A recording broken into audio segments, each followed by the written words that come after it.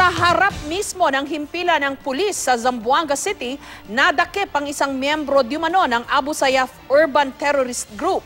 Sangkot di umano ang suspect sa Dos Palmas kidnapping at maging sa Lamitan siege. May exclusive report si Emil Sumangil. Ang video na ito ay kuha sa loob ng tactical interrogation room na nasa isang undisclosed location kung saan dinala ng mga umarestong operatiba ng PNP si Adam Mahamdom alias Jr., miyembro umano ng kilabot ng Urban Terrorist Group ng bandidong Abu Sayyaf.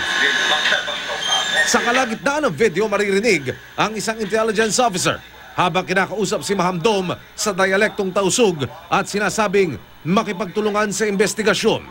Wanted si Mahamdom sa mga kasong multiple murder at multiple kidnapping. May 600,000 pesos na patong sa ulo.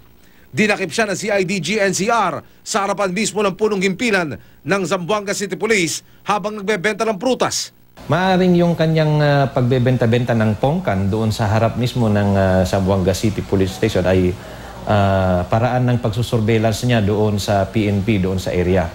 Rifleman umano si Mahamdom na sangkot din sa Dos Palmas kidnapping at Lamitan siege noong 2001. Yun ang papel niya kung saan ay mag-i-spot siya ng mga lugar, maghahanap siya ng kung sinong target na pwedeng kikidnapin. Opo. Ganyan, maaring monitoring ang sa kanya. Iniimbestigahan ngayon ng CIDG ang grupo ng mga kalalakihang ito na kasamang nakunan ng litrato.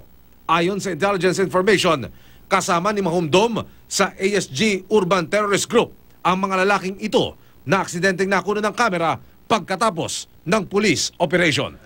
Emil Sumangil, GMA News.